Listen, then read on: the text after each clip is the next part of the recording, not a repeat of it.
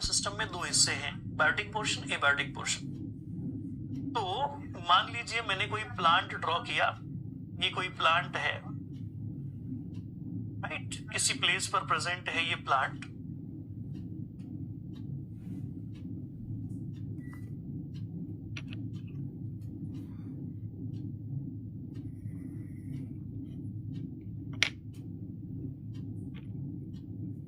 ठीक है, अगर मान लीजिए किसी इकोसिस्टम के अंदर जो बायोटिक पोर्शन है उसमें से आपने एक ऑर्गेनिज्म यहां पर ड्रॉ कर दिया, और अब आप यही तो जानना चाहते हो कि कैसे हो रहा है। जी हाँ, कैसे हो रहा है इन सभी के बीच में इंटरेक्शन, इन सभी के बीच में इंटरेक्शन कैसे हो रहा है। एबायोटिक कंपोनेंट बायोटिक कंपोनेंट्स के साथ कैसे इंटरेक्ट कर रहा है, ये बात आपको समझनी है ना। तो अब आओ देखते हैं कि कैसे ये सब चीजें हो रही है, कैसे इंटरेक्शन हो रहा है। तो होता यह है कि नेचर में प्रेजेंट जो भी एबायोटिक फैक्टर्स हैं, ये बायोटिक कंपोनेंट के साथ सबसे पहले इंटरेक्ट करते हैं, और सबसे पहले जिस ट्रॉफिक लेवल पर ये इंटरेक्शन होता है, वैसे तो सारे ही ट्रॉफिक लेवल कुछ ना कुछ लेवल पर इंटरेक्शन कर रहे हैं, but we are starting with the basics कि how the abiotic systems, how abiotic component they become a part of biotic component. तो ये रहा रेडिएशन या सनलाइट जो इन पौधों पर पड़ रही है, और इन रेडिएशन की वजह से plants are getting the light. Light भी एक प्रकार का एबायोटिक फैक्टर ही है, और जो लाइट इन पर पड़ रही है, ये लाइट हो गया एक कंपोनेंट एबायोटिक फैक्टर का। उसी के साथ साथ इस सराउंडिंग एनवायरनमेंट में भी पड़ा हुआ कुछ न कुछ सब्सटेंसेस है जो कि ये क्या कर रहे हैं, अपटेक कर रहे हैं, दैट इज सपोज CO2। साथ ही साथ पानी में प्रेजेंट कई सारे, या सॉइल में प्रेजेंट कई सारे न्यूट्रिएंट्स हैं, और न्यूट्रिएंट्स के साथ साथ पानी है। ये सब चीजें भी क्या होंगी, यहां से अपटेक होंगी by this plant. The plant will do the uptake of all these things. ठीक है, तो होता यह है कि ये कुछ एबायोटिक फैक्टर बायोटिक कंपोनेंट से इंटरेक्शन करना शुरू कर रहे हैं, और अगर ऐसा होगा तो इसी इवेंट को क्या कहेंगे, ये जो भी इवेंट अभी अभी यहां पर हुआ है, इसी इवेंट को क्या कहेंगे, इसी स्टेप को कहते हैं बेटा इनपुट। तो कोई इकोसिस्टम कैसे काम करता है ये समझना है, तो आप इस तरीके से समझें, जो भी एबायोटिक कंपोनेंट्स हैं वो बायोटिक कंपोनेंट से लगातार इंटरेक्ट करते हैं, लगातार उन दोनों में कुछ न कुछ। तो लीजिए इंटरेक्शन होना शुरू हो गया, इनपुट होना शुरू हो गया। इनपुट हुई कुछ न्यूट्रिएंट्स की, इनपुट हुई कुछ इनऑर्गेनिक सब्सटेंसेस की, इनपुट हुई कुछ एनर्जी सोर्सेस की, और इससे हुआ एक फिजियोलॉजिकल इवेंट प्लांट की बॉडी में, जिसे नाम दिया जा सकता है फोटोसिंथेसिस। क्या हुई, फोटोसिंथेसिस। तो इनपुट का रिजल्ट क्या है, इनपुट अगर होगा मतलब कई प्रकार के इनऑर्गेनिक सब्सटेंसेस प्लांट की बॉडी में एंटर होंगे, तो इसका रिजल्ट होगा प्रोडक्शन, कुछ ना कुछ बनेगा प्लांट की बॉडी में। अब जो बनेगा वो क्या है, बायोमास। ठीक है, तो सबसे पहले क्या होता है, एबायोटिक कंपोनेंट बायोटिक कंपोनेंट के साथ इंटरेक्ट करते हैं। वो ट्रॉफिक लेवल बताइए जिससे maximum abiotic component biotic system में एंटर होते हैं, मैक्सिमम एबायोटिक कंपोनेंट। तो आपका आंसर होगा ट्रॉफिक लेवल 1 या फिर प्रोड्यूसर्स। ठीक है, तो ये हो गया सबसे पहला इवेंट, है ना, इसी को कहते हैं इनपुट। और हमने कहा कि जब कभी भी इनपुट होगा तो उससे क्या बनेगा, बायो मास बनेगा, या फिर आप इसी को कहते हो प्रोडक्शन होगा। तो बायोमास क्या है, प्रोडक्शन क्या है, इससे रिलेटेड कई सारी टर्म्स हैं जो हम डिस्कस करेंगे, right. This is what the input. क्योंकि इनपुट हुआ, इनपुट का रिजल्ट भी आ गया। इनपुट का रिजल्ट क्या आ गया, कुछ चीजें बन गई। क्या बन गई, एनर्जी। अब होगा ये कि ये जो एनर्जी है, ये जो बायोमास है, it will be get transfer from one trophic level to another trophic level.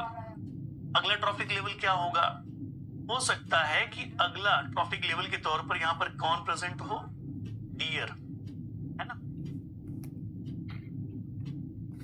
So now the deer will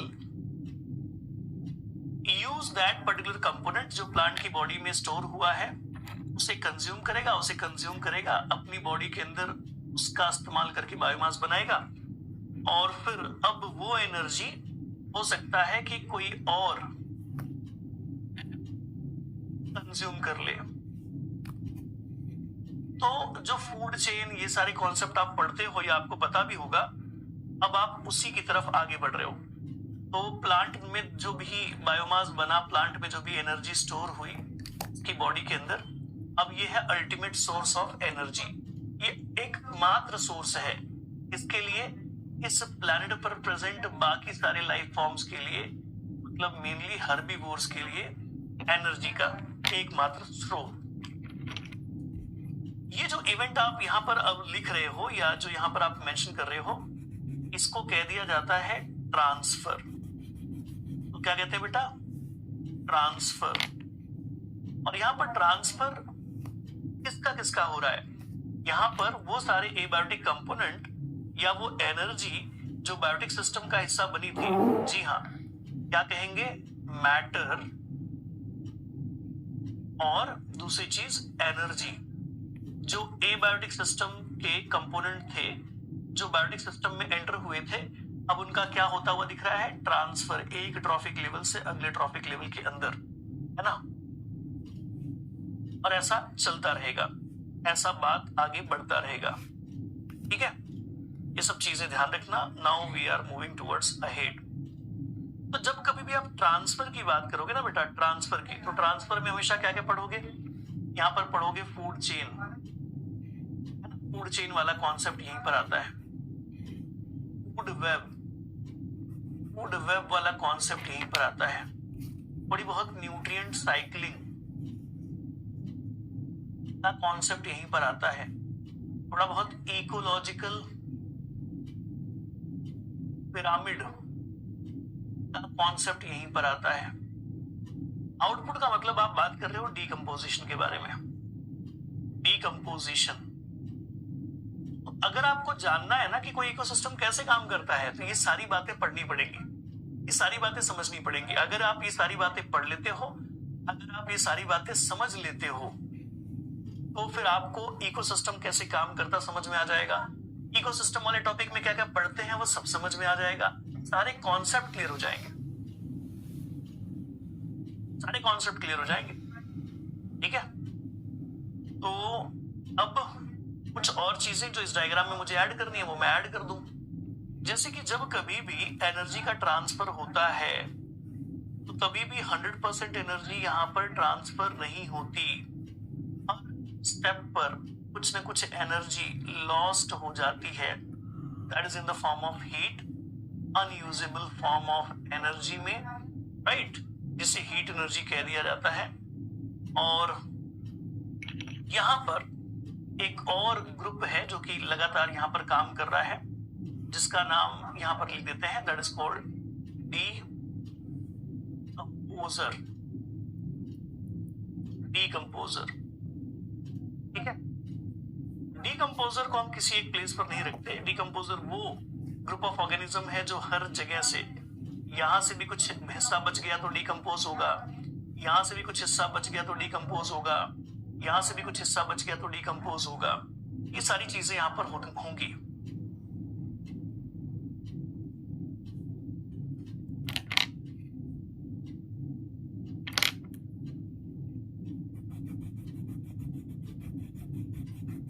so decomposers क्या करेंगे, वो सारी न्यूट्रिएंट और वो फाइनली बची हुई एनर्जी, उन सभी बची हुई एनर्जी का, उन सारे मैटर को अब रिलीज करवाएंगे।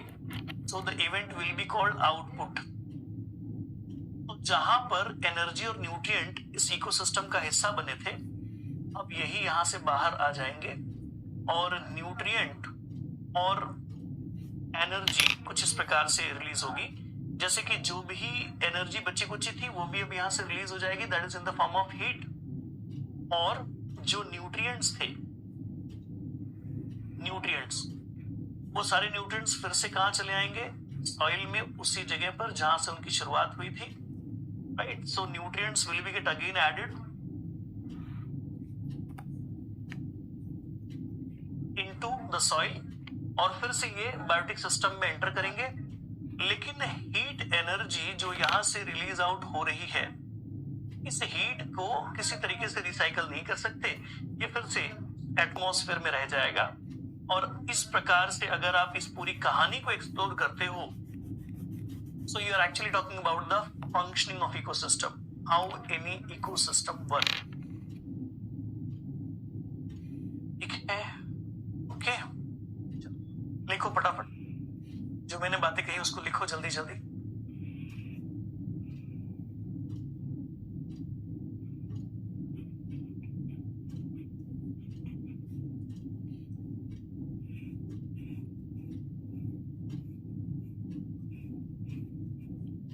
हो गया लिख के? बता रहा था ना मेरे पीछे कुछ दिख नहीं रहा है।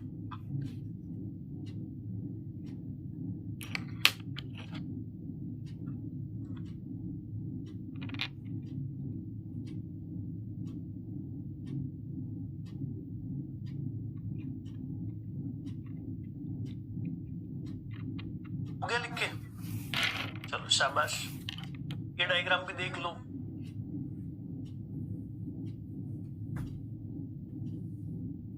ओके, देखो बात ये है ना कि अब प्लांट की कोई जो डेड बॉडी है, मान लो प्लांट का कोई हिस्सा हर्बीवोर ने नहीं खाया तो वो रह गया, वो किसको चला जाएगा? डिकम्पोजर को चला जाएगा। मान लो डियर की बॉडी, डियर को किसी लायन ने खा लिया, उसकी शरीर के बच्चे कुछ हिस्से किसके पास चले जाएंगे? डिकम्पोजर के पास चले जाएंगे। ऐसे लायन की डेथ हो गई तो फाइनली इन डेड पोर्शंस को, लेफ्ट ओवर पोर्शंस को कौन प्रोसेस करता है?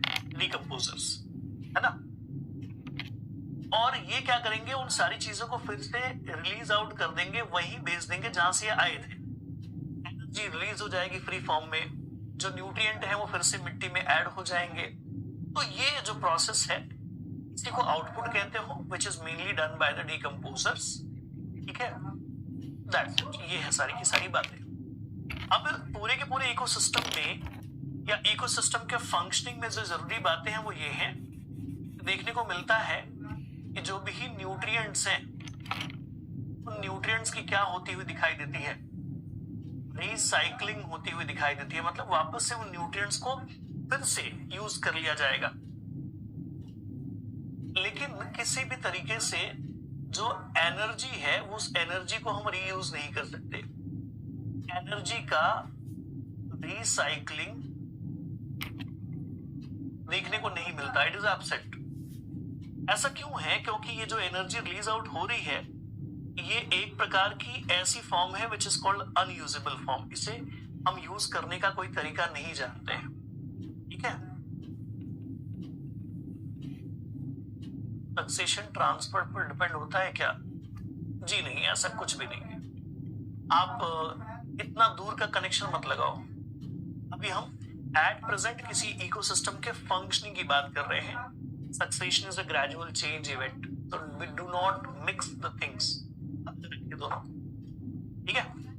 चलो ध्यान रखना, एनर्जी की रिसाइकलिंग नहीं होती, न्यूट्रिएंट की रिसाइकलिंग होती। न्यूट्रिएंट फिर से एंटर करेगा बायोटिक सिस्टम में और ऐसे घूमता रहेगा घूमता रहेगा घूमता रहेगा। इसी को कहते हैं इकोसिस्टम काम कर रहा है। ठीक है,